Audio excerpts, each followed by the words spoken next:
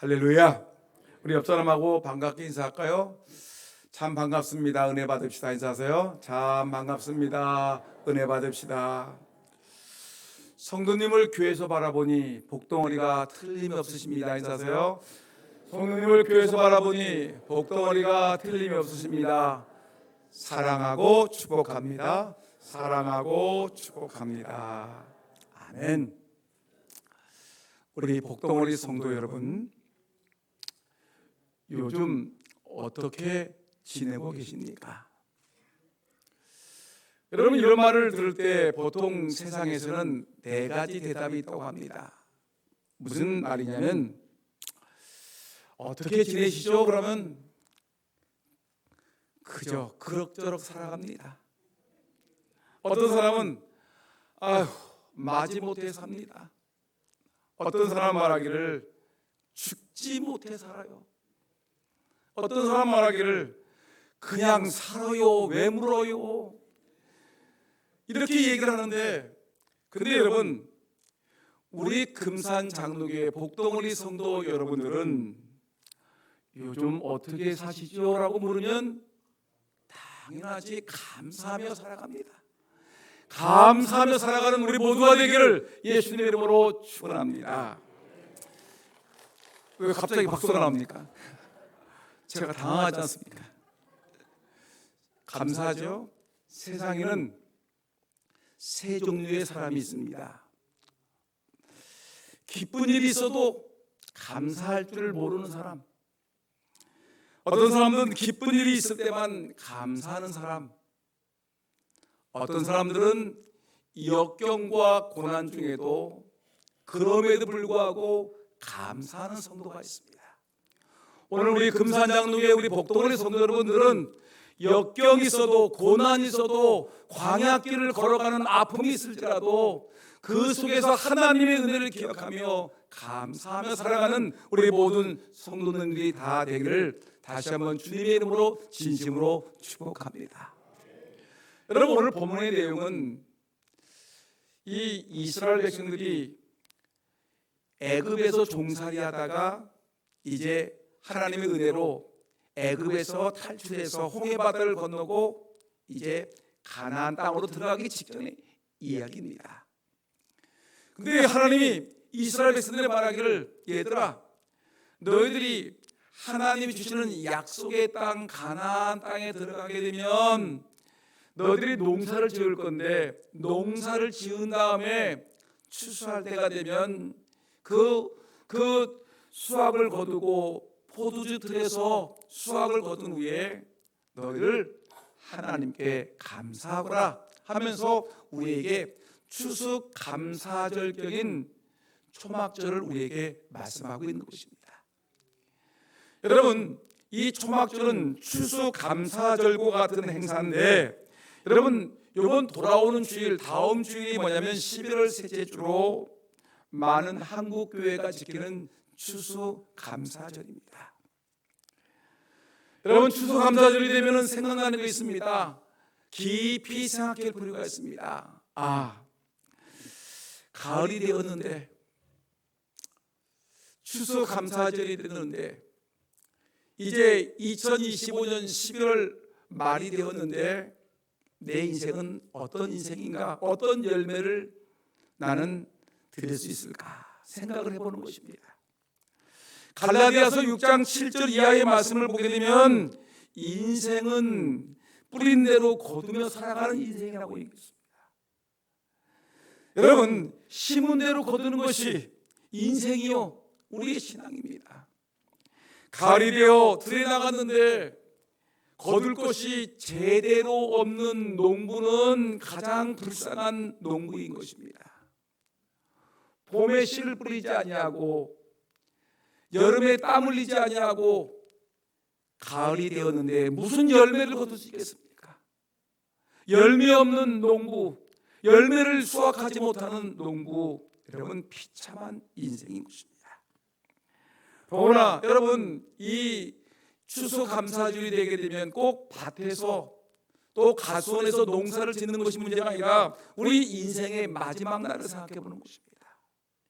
인생의 마지막 날, 인생 추수할 날이 올 텐데, 그것이 주님이 재림하셔서 오는 그날이든지 아니면 내 생의 마지막 날이 그날이든지 아니면 내 하는 일들의 작은 일 마무리가 하나씩 결산하는 그날이든지 거둘 것이 없는 인생은 불쌍하고 가련한 인생이라는 것입니다.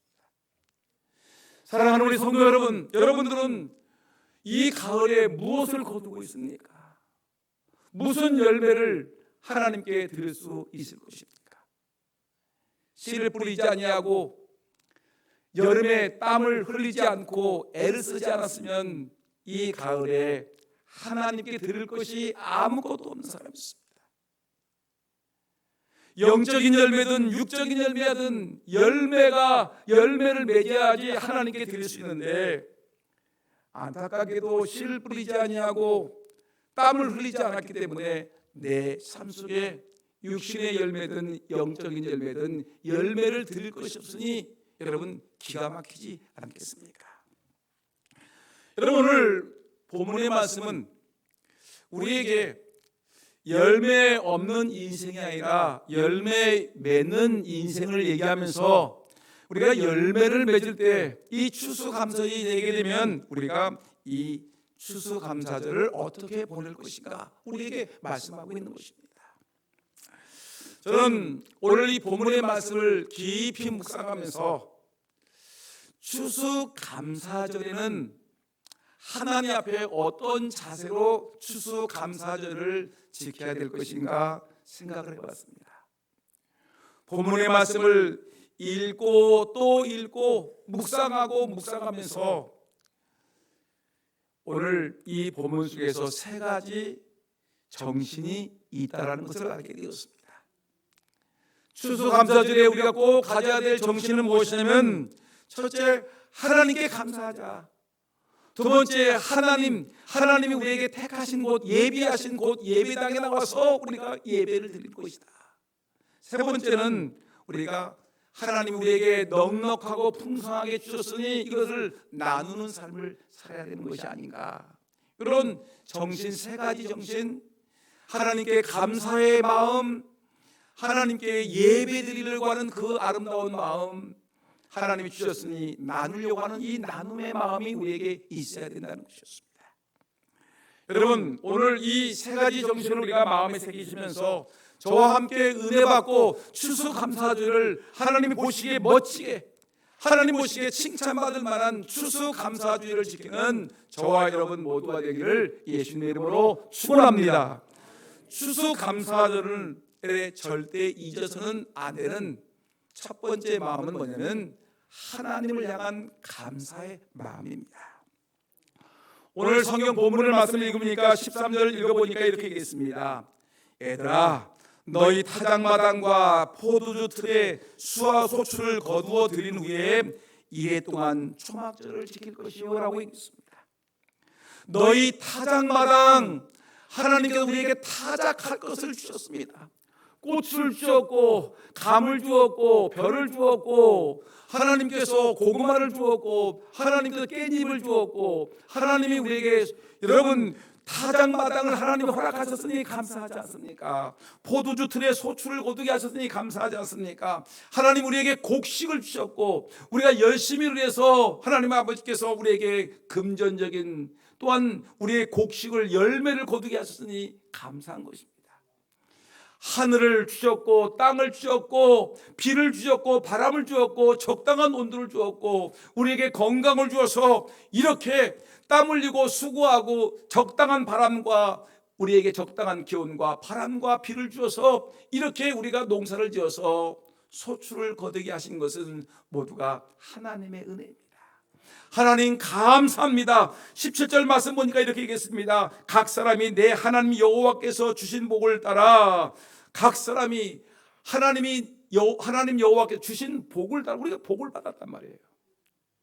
여러분, 이 가을에 하나님이 주신 복을 누리기를 예수님의 이름으로 축원합니다. 근데 이 복을 받았는데 이 복을 여러분 잊지 말고 하나님께 감사하는 마음을 가지고 살아가라는 것이 오늘 추수감사주를 지키는 우리에게 주시는 하나님의 가장 중요한 첫 번째 마음입니다. 여러분, 하나님 우리에게 초막절을, 이 추수감사를 지키게 하신 이유는, 저들이 추수할 수 있게 된 것은 우리가 살아가는 모든 것들이 모두가 다 하나님의 주신 복임을 잊지 말고 감사하며 살아가라는 것입니다. 고추 농사를 지신 것도 하나님의 은혜고, 그래서 내가 하나님께 감사합니다. 오늘 내가 예배당에 나와서 예배를 드리는 것도 하나님 나에게 건강을 주셨으니 감사합니다. 하나님께 영광과 찬양을 드리라는 것입니다. 하나님의 은혜를 잊어버리지 말라는 것을 우리에게 말씀하시면서, 하나님의 은혜가 있으므로 너희들은 그 은혜를 잊지 말고 감사하라, 감사하라고 우리에게 말씀하고 있는 것입니다. 우리는 일상생활 속에서 늘 감사해야 됩니다. 나에게 건강을 주신 거 감사, 우리 자녀들을 주신 걸 감사, 우리가 일터를 주신 걸 감사, 그리고 내가 예수 믿고 구원받아 천국 백성 된 것을 우리가 감사할 수 있는 성도가 다 돼야 되는 것입니다. 작은 것 하나라도 감사할 수 있어야 됩니다. 여러분들 잘 알고 있는 복음성과 왜 나만 겪는 고난이냐고라는 이 복음성가가 있습니다. 여러분, 이 곡이 만들어진 배경을 가만히 보니까 작곡가 김석균 씨가 친하게 지냈던 이 내성마비 장애자 한 분을 잘 알고 있었습니다. 그런데 그 내성마비 장애자 한 분이 이 작곡가 김석균 씨에게 편지 한 통을 보냈는데 그 내용이 큰 감동이 되었습니다. 이 주인공은 가난한 한 여집사님의 이야기였습니다. 이 집사님이 너무너무 가난해서 새빵살이를 전전하지요. 근데 말썽꾸러기 천진난만한 이 초등학교 다니는 아이들 둘이 있었는데, 이 아이들이 얼마나 장난이 심하고 개구장이었는지 엄마 아빠가 애쓰게 운동화를 사주면 그 운동화를 가지고 얼마나 뛰어다니고 방방 뜨는지 한 달을 가지 못하고 운동화가 찢어지는 것입니다. 여러분, 신발이 한 달도 못 가도 찢어지니까 그 옷은 얼마나 더럽혀지겠습니까? 날마다 뒹굴고 날마다 엎어지고 날마다 때가 꼬깃꼬깃하게 그 옷을 입고 다니니까 아무리 엄마가 빨아도 감당할 수가 없습니다. 그래서 이사한 다음 날 큰 맘 먹고 중고 세탁기 하나를 구해가지고 끙끙거리고 이 새로 이사간 집 대문을 들어서니까 그 집 아주머니가, 주인집 아주머니가 이렇게 묻습니다. 아니, 웬 세탁기입니까? 그랬더니 예, 어렵게 장만했습니다. 애들이 워낙 개구장이고 옷을 험하게 입어서 제가 감당할 수 없어서 세탁기 하나를 구해봤습니다 라고 했더니, 그러면서 얘기하기를 우리 애들이 얼마나 장난꾸러기인지요. 신발을 사주면 한 달을 갈 수가 없어요. 신발을 감당할 수가 없어요 라고 얘기했더니 갑자기 주인집 아주머니가 얼굴이 빨개지면서 눈에서 닭똥 같은 눈물을 쭉 흘리면서 엉엉 울면서 갑자기 안방으로 뛰어들어가는 것이었습니다. 그래서 이 여인은, 가난한 이 새빵살이 아주머니는 무슨 일이지? 내가 말을 잘못한 것이 아닌데 하면서 이 여주인이 막 집에 울면서 뛰쳐들어가는 걸 보면서 안타까워가지고 내가 뭘 잘못했나라고 하고 이렇게 얼음이 되어가지고 그 자리에 앉아 서 있었는데, 그때 그 집 남편이, 그러니까 집주인의 남편이 문을 열고 나오면서 말하기를 부인 아닙니다. 부인께서는 아무 잘못이 없습니다. 사실은 우리에게는 6살 난 아이가 있는데 이 아이가 태어나서 지금까지 한 번도 걸어본 적이 없어요. 우리 아이에게 소원은 이 아이에게 신발 하나, 운동 하나 신겨주고 이 아이가 좀 걸어보는 것이 소원인데, 이 아이에게 한 번도 신발을 신겨주고 이 아이가 한 번도 걸어본 적이 없어서 아주머니 아이들이 신발을 사주면 한 달도 못 간다는 그 말을 듣고 이 어머니가, 제 아내가 이렇게 안타까워서 울고 있는 것입니다. 알고 보니 이 주인 집의 아이는 6살인데 심한 소아마비가 걸려가지고 아이가 한 번도 걸어본 적이 없다는 것입니다. 이 가난한 집사님은 몇 번이나 죄송하다고 말한 다음 방으로 들어가서 무릎을 꿇고 기도했습니다. 하나님 아버지, 아이들의 신발을 빨리 닳게 해주셔서 감사합니다. 하나님 감사합니다. 이것을 불평한 저를 용서해 주십시오 라고 엉엉 울었다라는 이런 편지를 받고서 그는 왜 나만 겪는 고난이냐라는 이런 복음송을 지어서 많은 사람들에게 아버지 노래되는 그런 아름다운 곡을 만든 것입니다. 여러분, 우리가 감사할 것이 천지입니다. 감사할 일이 그렇게 많음에도 불구하고 감사하지 못하고 늘 불평하고 원망하고 투덜거리면서 힘들게 살아가는 사랑하는 성도 여러분, 그리하지 마시고 마음속에 감사를 잊지 않는 저와 여러분 모두가 되기를 예수님의 이름으로 축원합니다. 일본의 내촌 감사함이라는 유명한 신학자가 있지요. 이분이 이렇게 얘기했습니다. 하나님이 만일 인간을 저주하신다면 질병이나 죽음이나 배신으로 하는 것이 아니고 하나님이 계신 것을 믿지 못하는 불신앙으로 할 것이고, 성경을 읽고 들어도 귀에 들어오지 않는 막힌 귀로 저주할 것이고, 감사하는 마음이 전혀 생기지 않는 메마른 마음으로 우리를 저주하실 것이라고 얘기했습니다. 여러분, 하나님의 저주가 여러분 하늘 문이 열려가지고 불의 유황에서 떨어지는 것이 아니라 바로 우리가 예수 그리스도의 십자가의 복음을 들어도 그 복음을 듣지 못하는 막힌 귀 때문이고, 여러분 우리가 성경을 읽어도 성경의 말씀이 들어오지 못하는 그런 꽉 막힌 우리의 마음 때문에, 그리고 감사할 일이 그렇게 천지가 있는데도 불구하고 감사하지 못하고 불평 불만 투덜거리는 우리의 마음, 메마른 마음이 하나님의 저주라는 것을 여러분 잊지 마시고 늘 감사하며 살아가는 우리 모두가 되기를 예수님 이름으로 축원합니다. 여러분, 우리는 죄 사함 받은 사람 아닙니까? 그죠? 죄 많던 우리가 죄를 용서받은 사람 아닙니까? 우리가 더군다나 구원받은 하나님의 백성이 아니겠습니까? 하나님의 은혜 가운데 오늘 이렇게 하나님 은혜 가운데 살아있는 존재가 되었으니 우리는 하나님 감사합니다. 나 같은 사람을 죄를 용서하시고 나 같은 자를 구원해 주시니 감사하고, 이렇게 가을에 아름다운 가을에 여러분 하나님이 나에게 추수할 것을 주시니 감사하다. 이런 감사한 마음으로 살아가는 우리 모두가 되기를 예수님의 이름으로 축원합니다. 여러분, 감사절기에 감사를 잊어버리면 어떻게 되겠습니까? 이번 한 주일 동안 내내 하나님이 주신 그 은혜를 기억하면서 감사 일기도 써보고 감사의 노래도 불러보고 감사 내 아내에게 감사, 내 남편에게 감사, 내 어머니에게 감사, 내 자녀들에게 감사, 내 구역 식구에게 감사, 모두에게 감사로 노래하는 우리 모두가 되기를 다시 한번 주님의 이름으로 축원합니다. 감사, 이것이 예수 믿는 사람들의 아름다운 삶의 모습인 것입니다. 그 다음에 추수감사절에 잊어서는 안 될 중요한 마음은 하나님께 예배하는 마음을 잊어서는 안 되는 것입니다.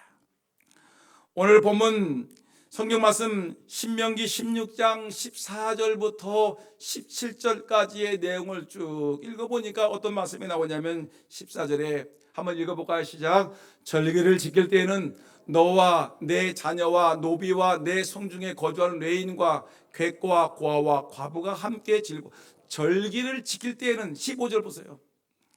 내 하나님, 시작. 내 하나님 여호와께서 택하신 곳에서 너는 이래 동안 하나님 여호와 앞에 절기를 지키고 내 하나님 여호와께서 내 모든 소출과 내 손으로 행한 모든 일에 복 주실 것이니 너는 온전히 즐거워하지라. 내 하나님 여호와께서 택하신 곳에서 절기를 지키라. 그 다음에 16절인가요? 다 같이 시작. 너희 가운데 모든 남자는 1년에 3번 곧 무교절과 77절과 초막절에 내 하나님 여호와께서 택하신 곳에서 여호와를 배웁되 빈손으로 여호와를 배웁지 말고. 여러분, 각 사람이 내 하나님 여호와께 주신 복을 따라 그 힘대로 드릴지라. 여기 내용을 보니까 절기를 지킬 때는 추수감사절을 지키든지 맥주감사절을 지키든지 우리가 유월절 지키든지 모든 절기를 지킬 때에는 내 하나님 여호와께서 택하신 곳에서 14절 15절에 이어서 나오면서 여호와를 배울 때 빈손으로 여호와를 배우지 말고라고 얘기했습니다. 하나님 앞에서 하나님이 택하신 곳에서 예배할 것을 우리에게 분명히 말씀하고 계시는 것입니다. 여러분 한번 볼까요? 여호와께서 택하신 곳이 어디일까요? 1번 속리산 법주사, 2번 금산 장로교회 예배당. 어디가 맞을까요? 여기서 당연히 합당한 것은 법주사가 아니라 어디요? 금산 장로교회 성도들이 다니는 이 예배당에서 하나님을 배우고 하나님께 이 절기를 지키라고 우리에게 분명히 말씀하고 있는 것입니다. 여러분, 근데 많은 사람들이 이 가을에 참 날씨가 좋지요. 하늘은 푸르고 그 산에는 올해는 단풍이 좀 덜 아름답지만 어떻다간 단풍이 들었으니까 단풍놀이 하자고 사람들이 예배는 드리지 않냐고 이 단풍철에 이 가을날에 많은 사람들이 세상을 향해서 달려나가고 있는데 성경은 그렇게 얘기하지 않습니다. 절기를 지키되 내 하나님 여호와께서 택하신 곳에서 하나님을 배웠고라고 우리에게 분명히 말씀하고 있습니다. 여러분, 이 절기에 여러분 세상을 돌아다니지 마시고 철저하게 하나님께 예배하는 예배자가 다 되기를 예수님의 이름으로 축원합니다. 여러분, 하나님께 예배를 드릴 때 우리가 힘써 예배 드리는데 여러분, 예배는 교인들이 가져야 할 첫 번째 자세이고 그리고 최고의 가치가 바로 예배인 것입니다. 예배는 교인들이 가져야 될 최고의 자세요, 최고의 가치라는 것을 기억해야 됩니다. 여러분, 우리 교회 헌법책을 보실까요? 거기 보게 되면 우리 교인들이 이렇게 세례받을 때 오른손을 들고 서약을 합니다. 우리가 권사가 되고 안수집사가 되고 장로가 되고 목사가 되고 교회에서 인직을 받을 때 모든 사람들이 인직을 받을 때 하나님께 서약을 하는데 무슨 약속을 하냐면 헌법책이 이렇게 얘기했습니다. 주의를 지키라. 여러분, 교회 헌법책에 기록된 교인의 의무를 보십시오. 교인의 의무를 보면 주의를 성수하는 거, 하나님께 예배하는 것입니다. 그리고 하나님께 헌금하는 것입니다. 교회가 세워지기 위해서 우리가 하나님의 백성들이 하나님께 11조하고 감사절기에 감사의 마음을 가지고 절기의 예물을 드리고, 세 번째는 치리에 복종하는 것, 순종하는 모습이 바로 교인들의 아름다운 삶의 모습인데, 여러분, 우리 자녀들에게 가르쳐야 할 제일 좋은 신앙의 자세는 뭐냐면 예배하는 것입니다. 내 아들 딸들에게 우리 아버지 어머니가 예배하는 것을 보여줘야 되고요, 우리 교회 청년들에게, 우리 교회 젊은이들에게, 우리 교회 중고등부 주일학교 유치부 어린아이들에게 우리 어른들이 보여야 될 최고의 가치, 최고의 순종은 예배하는 것을 보여주셔야 되는 것입니다. 여러분, 철저하게 예배하시기를 바랍니다. 그런데 오늘 본문 말씀 보니까 예배 택하신 곳에서 하나님을 배웠고라는 말만 끝나는 것이 아니라 예배 드리는 모습을 우리에게 얘기하는데 16절 17절 말씀을 한번 읽어보겠습니다. 시작. 너희 가운데 모든 남자는 1년에 3번 곧 무교절과 77절과 초막절에 내 하나님 여호와께서 택하신 곳에서 여호와를 배웁되 뭐라고 했어요? 빈손으로 여호와를 배웁지 말고 17절 각 사람이 내 하나님 여호와께서 주신 복을 따라 그 힘대로 드릴지니라. 예배자는 하나님의 전에 나올 때 빈손으로 나오지 말고라고 얘기를 했습니다. 당시 팔레스타인 지역에서는 왕을 만날 때 빈손으로 가지 않습니다. 반드시 작은 예물일지라도 최선을 다한 예물을 가지고 왕을 만났습니다. 그런데 우리가 섬기는 우리 하나님 어떤 분이냐면 만왕의 왕이고 만주의 주가 우리가 믿고 있는 하나님이신데, 그 하나님을 뵈러 나갈 때 우리가 하나님 어떡합니까? 정성을 다한 모습으로 예물을 가지고 빈손으로 나가지 아니하고 우리가 하나님께 예물을 가지고 나갑니다. 근데 예물을 가지고 나가는데 어떻게 하냐면 이렇게 했습니다. 각 사람이 하나님께 예물을 드릴 때 모습이 뭐냐면, 첫째가 뭐냐면 각 사람이 남편과 아내가 자손들이 가족이 함께 드리는 것이 아니라 남편이 받은 은혜가 다르고 아내가 받은 은혜가 되고 아들 딸들이 받은 은혜가 다르요. 각 사람이라고 얘기했어요. 그 다음에 성경 말씀 보니까 하나님께서 주신 복을 따라, 여러분 어떤 사람에게는 큰 복을 받았고 어떤 사람은 작은 복을 받았다고 생각했습니다. 5달란트, 2달란트, 1달란트, 그 자기에게 받은 복을 따라합시다. 세 번째, 힘대로 드릴지라. 여러분 억지로 드리는 것이 아니라 힘대로 드릴지라고 성경은 우리에게 말씀하고 있는데, 이것은 최선을 다해서 하나님께 드리라라고 우리에게 말씀하고 있습니다. 추수감사절 주님 앞에 나올 때 여러분 예배당으로 나와 주시기를 바랍니다. 예배당에 나와서 예배하시고요, 여러분 각 사람이 여러분 하나님이 주신 복을 따라서 힘대로 드리는 그런 은혜가 있기를 예수님의 이름으로 축원합니다. 그 다음에 마지막 하나가 더 본다라면, 우리가 추수감사절에 절대로 잊어서는 안 될 마음은 나눔의 마음입니다. 합시다. 나눠야 합니다. 옆 사람에게 다시 한번 강조합시다. 나눠야 됩니다. 그렇죠? 나눔이 있는 추수감사절이 돼야 되겠죠. 여러분, 추수감사절은 하나님의 말씀 그대로 이웃을 향해서 나누는 삶의 모습이 있어야 되는 것입니다. 오늘 14절 말씀 한번 읽어볼까요? 다 같이 14절 말씀 화면 좀 띄워주세요. 14절 말씀 시작. 절기를 지킬 때에는 너와 내 자녀와 노비와 내 성중에 거주하는 내인과 객과 고아와 가부가 함께 즐거워하되, 추수감사주일에는 얻은 것을 나누라는 것입니다. 나눔입니다. 너와 내 자녀들과 함께 즐거워하라. 나누라는 거예요. 고아와 과부들과 함께 나누라는 거예요. 레인들과 함께 나누라는 거예요. 소외된 이웃들과 여러분 그들과 함께 내가 얻은, 하나님이 나에게 여러분 추수감사절을 통해서 나에게 주신 은혜가 있지 않습니까? 내가 봄에 씨를 뿌리고 여름에 땀을 흘려서 가을이 되던 풍성한 곡식을 거두었는데, 내 주머니에 빈 주머니가 뭐가 찼습니까? 이제 곡식을 찾습니다. 내 주머니에 그 곡식으로 얻어진 재물들이 나에게 얻어지게 되었습니다. 여러분, 내가 하나님의 은혜 가운데 내게 얻어진 이 축복을 가지고 뭐라는 거예요? 여러분, 이것을 나누는 삶을 살아라는 것입니다. 있을 때 잘해. 따라합시다. 있을 때 뭐하라고요? 잘하라는 것입니다.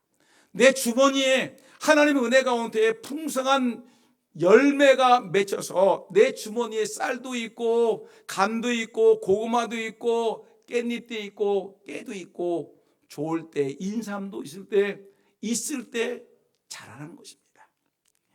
노비와 레인과 고아와 과부 다 어려운 사람들 아닙니까? 이런 사람들과 같이 나누라는 것이 추수감사절의 나눔의 정신인 것입니다.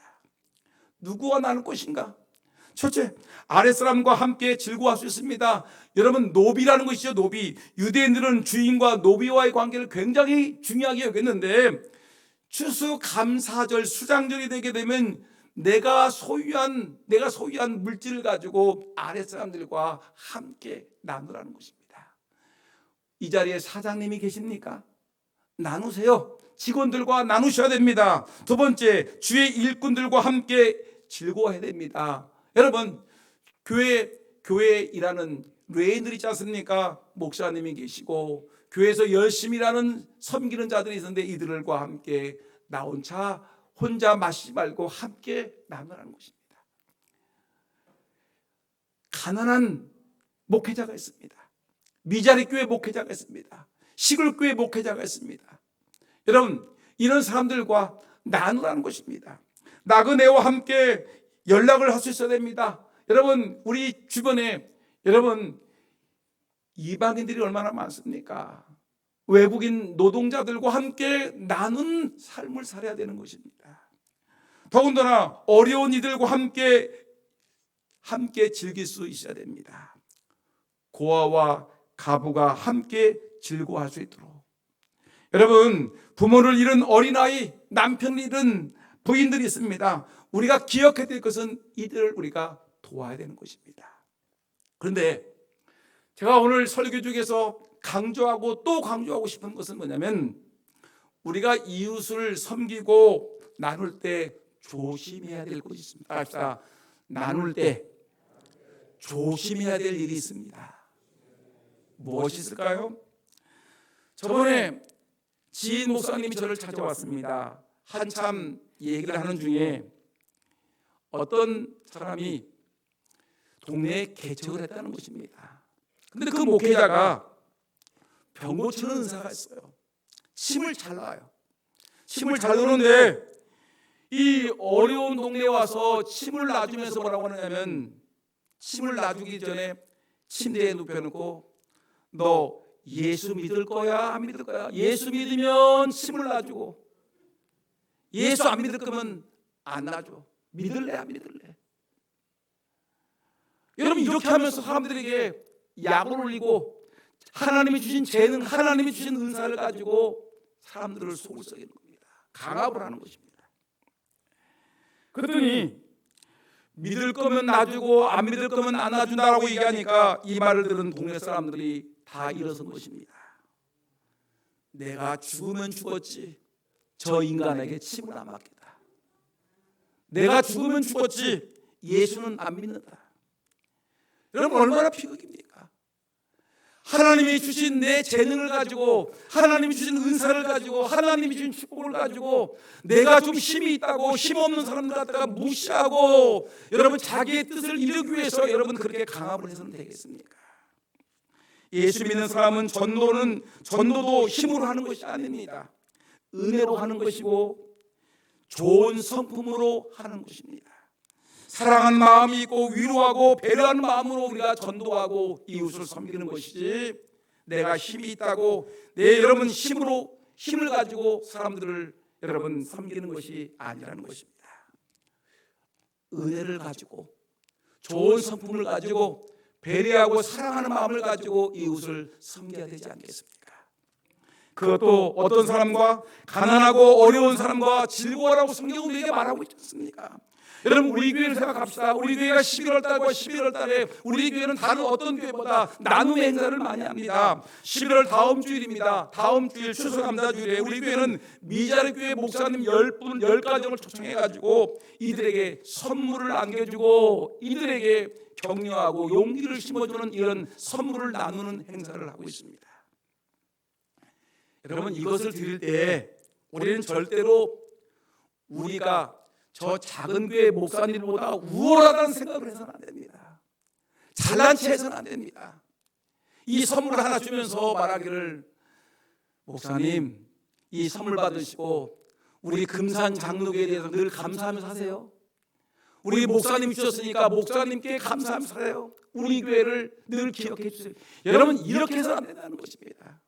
이 선물을 드릴 때 여러분 어떻게 하냐면, 어려움 중에 목회하시는 분들에게 여러분 이 성경 말씀대로 우리가 가난한 뇌인들에게 우리가 베풀고 있는데, 저희들이 조금이라도 목사님의 목회에 힘이 됐으면 좋겠습니다. 목사님 힘내세요.